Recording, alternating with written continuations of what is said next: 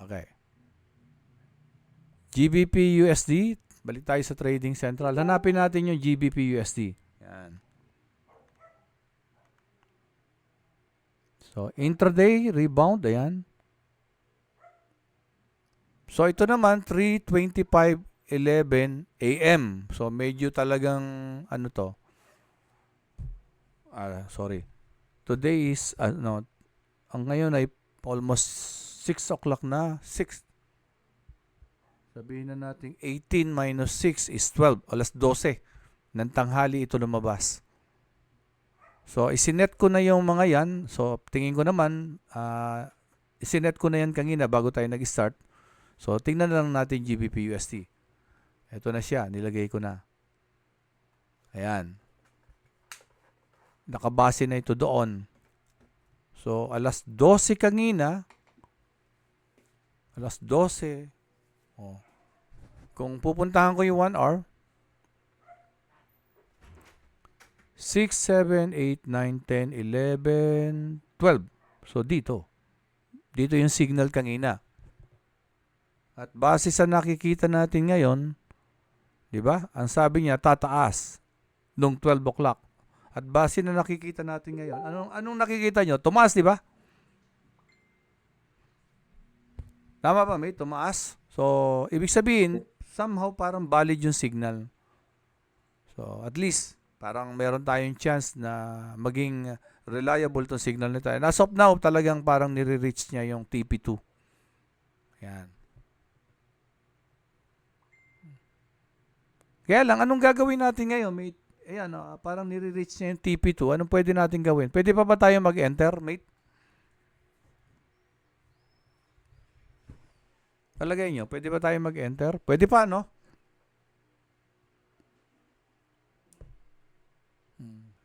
Ay, meron pa bang pumapasok na iba? Hello, mate. Tingin nyo, pwede pa ba mag-enter? Advisable pa bang mag-enter? In your opinion? Sa tingin ko, hindi na. Yes. Bakit, mate? Late na po. May rejection na eh. Nakagitna na yan, no? Nakagitna na. Yes.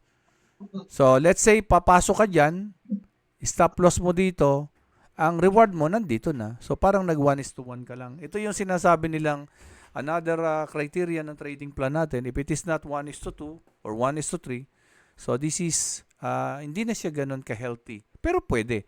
Ang tanong naman kanina ay pwede. Ang tanong nga lang, maganda pa ba siya? Hindi na. Okay. Kaya yung iba nagte-trade dito. Ayan. So, what we can do is we wait for the price to, mag-retrace. Somewhere here or somewhere here. Kasi kung dito pa rin mag-retrace yan, ito yung swing low. So, that is considered pa rin na, di ba ito, parang ito, low. Ayan. Ito, higher low pa rin ito eh. Dahil, hindi nga lang ganun kalaki. Higher low. O, higher low. Higher low. O, ito, higher low pa rin ito pag meron dito yan. And, this is GBP USD. GBP USD. Based on the economics, di ba, pag hindi good yung USD, tataas yung GBP. Di ba yung mga issue sa USD is talagang hindi good for USD. So, pag tumaas yung GBP USD, ibig sabihin yung value ni USD hindi maganda, no? Si GBP ang maganda. Okay. Kaya lang, hindi naman pwedeng pasok ng pasok. So, mamaya, lalo na yung may mga nasa challenge, if I were you, kung gagamitin nyo to, wait for the price na mag-pullback somewhere dito. Kasi sa challenge, required silang magkaroon ng 5 trades at the same time. 15 trades for 2 hours. So, pwede na itong gamitin. Importante lang, pagpasok at tumaas, labas na.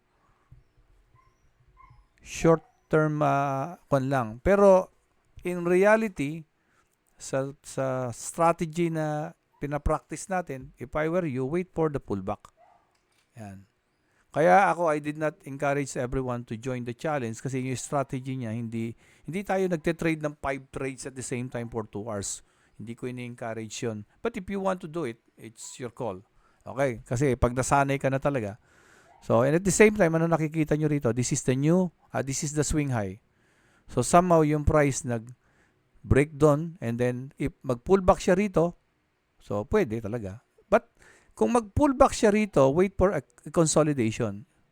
If it is 1 hour, nag-consolidate dyan, punta ka ng 30 minutes, 15 minutes, until 5 minutes.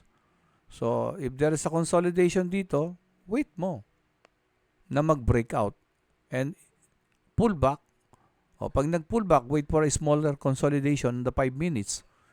If there is a rejection, pwede ka na pumasok.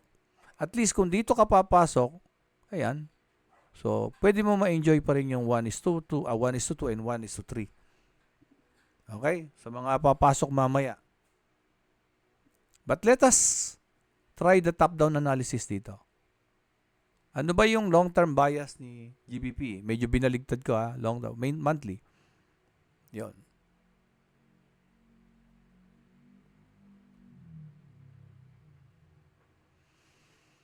So, ano yung sa paglagay ng support and resistance, ang nangyayari ngayon, hindi na namin kino-consider dito at the moment. Hindi naman ibig sabihin hindi na siya kailangan. But at the moment, the previous candle from this present month.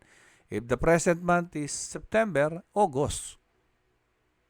Kasi all this candlestick, nag-react na ito sa mga previous month. Kaysa checking ko pa yung mga previous month, yun na lang yung tiningnan ko. And so far, okay naman. At the moment, yung price nandito, so, in-close lang siya doon sa using the August. Whether I use the body or the wick, nandun pa rin siya sa loob. And then I use the high. Para hindi masyadong madumi yung chart. Na ang hirap barasahin pag maraming line. Weekly. Yan, weekly. Sa weekly, pwede ako maglagay dito, parang, parang yan. Yung previous month, o pwede rin dito. Ayan. And then, right-click, properties, weekly, we use color code na blue, and then solid line. Ayan. And then visualization, gusto ko lang makita siya ng weekly. Remove the all time frames, monthly. Okay. Hindi mo yan makikita sa monthly. Malinis. Ayan. Ayan siya. And then again, sabi ng iba, mate, ano ba yung requirements para sa support and resistance? Actually, subjective siya. Nagkataon lang na para bang sa akin, instead of tingnan lahat yung mga nandito, since para sa akin, ito, nag-react dito. Ito, nag-react dito. Ito, nag-react dito sa mga candlestick na to. Dito. So, doon na lang ako tumingin sa present. Yun din naman yun eh. Yun yung opinion ko. So, ngayon, I use this or ayaw ko niyan. Gamitin ko nga yung isa pa. Still, my support and resistance is valid. Bakit? The price is inside these two lines, the weekly and the monthly. Eto, mate, pwede to Yes, pwede pa rin. Yan. Kunin natin siya. Lagay natin doon sa high ng previous, but this is resistance, properties, long dotted line. So mas nanaro ko yung mas nanaro ko yung location ng price. Mas na-enclose ko siya. Then I go down lower time frame, yung kanina. 1 hour. Ayan So ayun yung blue, makikita ko. Ayun yung blue. Ayun yung monthly, long dotted line, and then the long solid line. Mate, ayun na yung pivot. Yes, that is the good thing about the pivot. Kaya hindi ko na masyadong, pag nakita kong ganyan, pwede ko nang tanggalin yung monthly. But then again, kahit hindi nyo tanggalin, since the solid dotted line means this is the support from the weekly.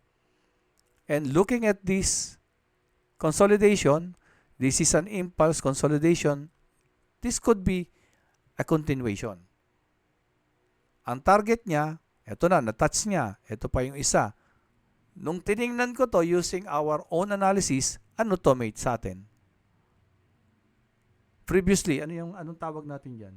Yung mga matagal na rito sa team natin. Anong tawag natin dito, mate? This is a 4-hour time frame. Anong tawag natin dyan? Anyone? This is an impulse candle. Saan nag-umpisa yung impulse? Dito? Dito? O dito sa consolidation na to?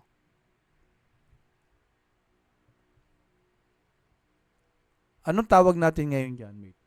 Anyone, mate? Ba't parang tahimik kayo? There's no such thing as wrong or right answer. Parang interaction lang. Anong tawag natin dito, mate? Hello? Parang, no.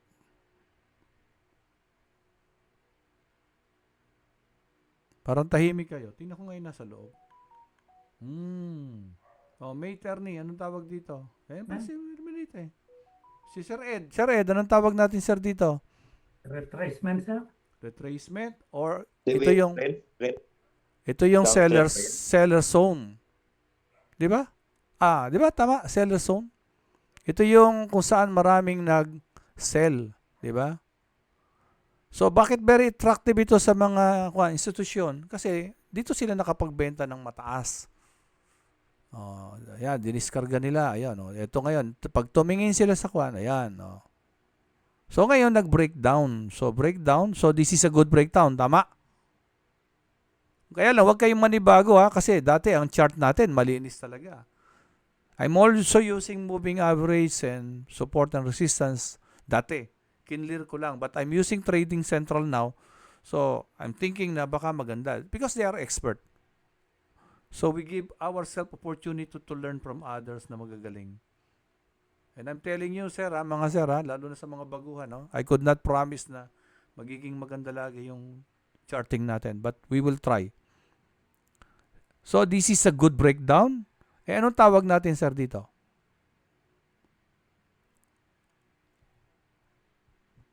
Di ba pullback? Is this a good pullback? Mate. So, may criteria tayo for a good pullback. Kung yung price ay naibaba from this price to this price ng 1, 2 candlestick, ganun siya ka-solid, kalaki yung candlestick, ganun the body signifies strength, at ganun siya kabilis or speed from here to here, so malakas yung seller. And then the buyers are trying to bring the price back dito o hanggang dito, maybe just below here. At nakikita natin ngayon yung resistance ng weekly. So, ibig sabihin, this is a good pullback. Imaginein mo ilang candlestick na yan. Hirap na hirap si buyer. Kung maraming buyer, sana, sabi niya, ginanon niya lang yan. So, ibig sabihin, even if the price reach this position or this position, pag nandito na, if I were you, labas. For those who are joining the challenge, pag nandito na, labas. Okay, dito, labas. Ayaw naming mate lumabas Gusto naming mag-run yung win. So, what you can do is, pag pumasok kayo dito, stop loss dito at nandito na yung price, adjust mo yung stop loss mo rito. Pag nandito, umangat dito, adjust mo yung stop loss mo rito. Pag nandito, adjust mo yung stop loss mo rito. Kung mag-reverse man, at least na-save mo na yung profit mo. Okay? Paano mate kung hindi na umangat, bumalik na kagad? Use your stop loss. At least hindi ka naubos. There's no such thing as 100% na magiging tama yung analysis. Kahit na sino, yun. The reason is, yun nga, this is global. The market is a reflection of different traders around the world. So, paano mo yan huhulaan yung isip nila? Diba? Mahirap hulahan yan. So, any question, mate? Sana may napulot kayo sa GBP USD. Stop ko na uli yung trade na to. Makalipat pa, baka isa na lang. Medyo hindi na kaya. 6:00 na. We will have a Zoom meeting with ATFX. For those who are free, you can join. Yun ay libre. Sa mga nagtatanong, anyone can join as long na naka-registered kayo sa ATFX sana. If not, I hope na maka-registered kayo. If you still want to observe the community, feel free. So, at kung meron kayong mga katanungan about registration, you can ask kung sino man yung nag-invite sa inyo. And most especially, wala tayong sisingilin. And anyone, wala rin sana kayong singilin. And this platform is free. And if you are new, I encourage you to use only demo. Kung natuto kayo, you can proceed with the live. Kung hindi naman, at least hindi kayo na subject yung inyong capital kaagad. Kasi kayo ay mga newbie. Kung newbie ha, pero kung marunong na, you have your option. You can use live and demo. Okay.